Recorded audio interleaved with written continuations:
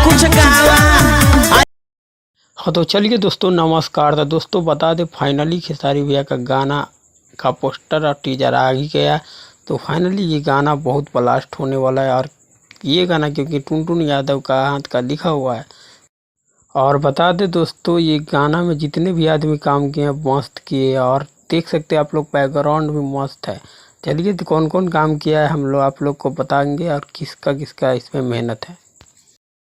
तो दोस्तों इसको कहते हैं देवी गीत। तो बता दें दोस्तों, ये गाना का लिरिक्स दिया है टुनटुन लाल यादव।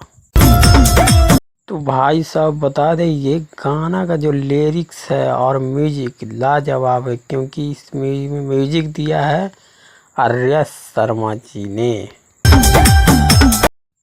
और हाँ दोस्तों, इसमें जो गाने में जो डायरेक्ट किया है वो उसका नाम है पवन पल। हाँ तो चलिए लास्ट में यही कहूँगा कि आप लोग नए हो तो हमारे चैनल को सब्सक्राइब करें।